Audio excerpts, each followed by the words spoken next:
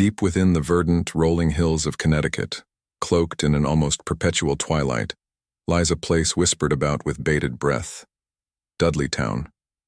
It is a name that evokes shivers, a ghost on the tongue of those who dare speak it, a stark anomaly in the otherwise picturesque landscape. Once it promised the idyllic charm of rural New England, a sanctuary of towering trees and babbling brooks, far removed from the clamor of burgeoning cities. Yet, beneath this veneer of pastoral beauty, an unsettling unease simmered, growing into a pervasive dread that would forever stain its legacy. Locals, with eyes wide and voices hushed, spoke of a curse, an insidious malevolence clinging to the very soil, a warning passed down through generations. Stay away from Dudleytown. The shadow of this ominous reputation stretches back to the mid-1700s, when the first members of the Dudley family arrived, seeking to carve out a new life in the American wilderness. They were pioneers, yes, but their lineage carried a darker heritage, a controversial past steeped in accusations of treason and ruthless land disputes back in their English homeland. Whispers followed them across the Atlantic, tales of a family marked by misfortune, a karmic debt perhaps that would ultimately intertwine with the fate of their new settlement. It was this historical baggage, this ancestral stain, that many would later point to as the genesis of the Dudleytown curse. Initially, the misfortunes seemed nothing more than the harsh realities of frontier life. Early settlers, drawn by the promise of fertile land, faced unexplained deaths that defied logic. Robust men would suddenly succumb to swift, agonizing illnesses. Crops, meticulously tended, would wither and blacken without cause, leaving families on the brink of starvation. Livestock, vital to their survival, would sicken and die in bewildering numbers, their carcasses found in unnatural positions, eyes wide with terror. These were not isolated incidents, but a persistent pattern, a relentless assault on the fledgling community. With each inexplicable tragedy, a creeping paranoia began to take root, turning neighbor against neighbor, replacing communal trust with suspicion and fear. As the years bled into decades, the strange occurrences escalated in frequency and intensity. Minor disputes flared into violent confrontations, often ending in bloodshed that seemed disproportionate to the initial slight. Accusations of witchcraft became common currency, hurled like stones in the darkening shadows of their isolated homes. The community, once a beacon of hope, began to unravel, its social fabric torn by an unseen force. The first documented cases of madness emerged, settlers driven to despair, their minds shattered by an invisible torment, their cries echoing through the silent woods. Some simply vanished, leaving behind only the chilling void of their absence. The very air grew heavy with a pervasive sense of dread, a constant oppressive presence. It was during this period of escalating terror, deep within the ancestral lands claimed by the Dudleys, that a chilling discovery was made. While clearing a patch of dense undergrowth, a farmer unearthed not a natural stone, but an ancient, disturbing artifact.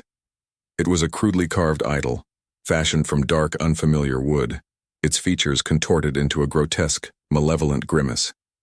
Its eyes, inlaid with what appeared to be polished obsidian, seemed to bore into the soul, radiating an undeniable aura of ancient malice. This artifact, unlike anything known to the region, hinted at a darkness far older and more profound than mere bad luck, suggesting a deeper, more sinister origin to the woes that plagued Dudleytown. Before we continue, subscribe to the channel and tell us in the comments where you are watching from. The discovery of the unsettling idol marked a terrifying turning point. No longer could the inhabitants dismiss their misfortunes as mere frontier hardships or bad luck.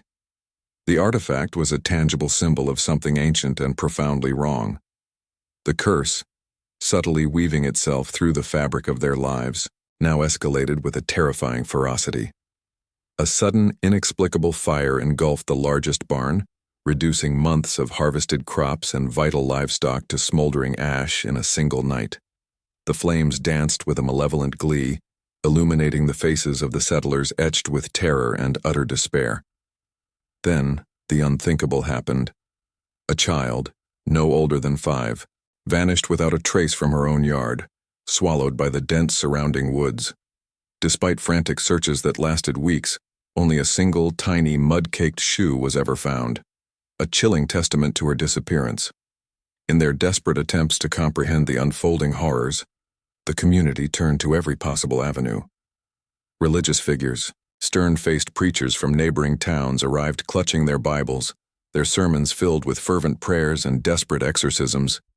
Yet their words seemed to echo hollowly in the cursed air, powerless against the unseen force. One particularly devout reverend, after spending a night in the abandoned home of a family driven mad, emerged pale and trembling, refusing to speak of what he had witnessed, and left Dudleytown never to return. Doctors, equally perplexed, attributed the sudden illnesses and psychological breakdowns to hysteria or tainted water, but their remedies proved useless, and some even fell victim to the same inexplicable ailments they sought to cure, their minds succumbing to the pervasive dread. Among the families most deeply affected was one whose lineage could be traced back to the earliest Dudley settlers, though their name has long been lost to the mists of time. They had been prosperous, respected, and resilient, but the curse systematically dismantled their lives. First, their eldest son, a robust young man, was found dead in his bed, his body twisted in a grotesque parody of sleep, a look of profound terror frozen on his face. Then the patriarch, once a pillar of the community, began to suffer from vivid, tormenting hallucinations, accusing his own wife of conspiring against him, his love turning to bitter hatred. The family's bonds, once unbreakable, frayed and snapped under the relentless pressure. Betrayal gnawed at their souls, fear became their constant companion, and hope, once a beacon, flickered and died, leaving only the cold ashes of despair. The relentless onslaught of tragedy and madness finally broke the community's spirit. One by one, families began to pack what meager belongings they could carry, abandoning their homes, their fields, and their dreams. The exodus was slow at first, then became a desperate rush, a frantic flight from an unseen enemy. They left behind not just houses but entire lives, their possessions scattered, their furniture gathering dust, a poignant testament to their sudden departure. A profound silence descended upon Dudleytown, broken only by the whispers of the wind through empty windows and the rustling of leaves in the untamed woods. Yet, even in abandonment, the malevolence persisted. Hunters and travelers who dared to venture near reported strange lights in the desolate clearings. Disembodied voices carried on the wind, and an oppressive, suffocating atmosphere that seemed to cling to the very air. Centuries later, an intrepid modern-day historian driven by a thirst for truth became captivated by the persistent legends of Dudleytown. Initially skeptical, dismissing the tales as mere folklore, their curiosity was piqued by the sheer volume of consistent, disturbing accounts. This researcher embarked on a meticulous quest, poring over dusty town records, old newspapers, and forgotten genealogies. Each new discovery chipped away at their skepticism, revealing a pattern of misfortune too pervasive to be coincidence. Then, in the archives of a distant historical society, tucked away in a forgotten chest, they unearthed a hidden diary. Its brittle, yellowed pages, meticulously penned by an early Dudley ancestor, spoke of a desperate plea for power, a desperate pact forged in the shadows of the ancient woods, a ritual performed to secure prosperity for their lineage. The diary detailed a chilling exchange, a dark bargain with an unseen entity, but the full extent of the pact, the true cost of their ancestors' ambition, remained a terrifying mystery, its final pages torn and missing. The historian, now deeply entwined in the dark legacy, delved further into the nature of the curse, the diary's grim revelations serving as a horrifying compass. They meticulously cross-referenced the ancestors' cryptic entries with historical events, noting the uncanny correlation between the pact's supposed activation and the first wave of Dudleytown's misfortunes. The malevolent force, once an abstract concept, now felt palpably real, a shadow stretching across centuries. Their investigation led them to the scattered descendants of those who had once called Dudleytown home. These individuals, often living far from Connecticut, carried fragmented, disturbing oral histories, passed down through generations like a genetic predisposition to dread. Whispers of strange illnesses, sudden acts of violence, and the pervasive sense of being watched echoed in their testimonies, each story adding another chilling piece to the mosaic of the curse. The personal cost of this relentless pursuit began to manifest in unsettling ways. The historian, a person of science and logic, found themselves increasingly plagued by vivid, disturbing dreams that spoke of ancient forests and unseen eyes. Objects in their study would subtly shift. Faint whispers seemed to emanate from empty corners, and a pervasive, unshakable chill often settled upon them, even in the warmth of their home. Their initial skepticism had long since dissolved, replaced by a chilling certainty that they were not merely studying a historical phenomenon, but actively engaging with a malevolent entity. The curse, it seemed, was not confined to Dudleytown's boundaries. It was a hungry, pervasive presence that reached out to anyone who dared to disturb its slumber. Driven by an urgent need for understanding, and perhaps a desperate hope for resolution, the historian returned to the desolate, overgrown site of Dudleytown. The air grew heavy, thick with an almost palpable tension, as they navigated the crumbling foundations and skeletal remains of abandoned homes. The silence was profound, yet not peaceful.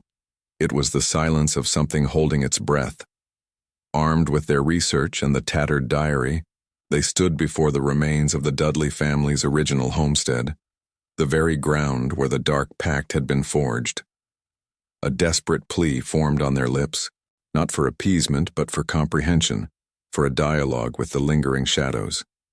It was then, as the last rays of sunlight bled from the sky, that the air around them grew impossibly cold, and the shadows deepened into impenetrable voids. A spectral mist, swirling with an unnatural luminescence, coalesced before them, formless yet undeniably present. A profound sense of terror, unlike anything they had ever known, seized the historian, paralyzing them in place. Yet beneath the fear a strange clarity emerged. The mist seemed to pulse, to resonate with the anguish and despair of centuries. It was not a single entity, but an amalgamation of all the suffering, all the madness, all the malevolence that had been unleashed upon this land. This was the curse, an undeniable manifestation of the dark bargain. They did not break the curse that day, nor did they vanquish the spectral presence. Instead, the historian achieved a different kind of victory, understanding. They realized that some wounds on the land run too deep, some historical echoes too powerful to be silenced entirely.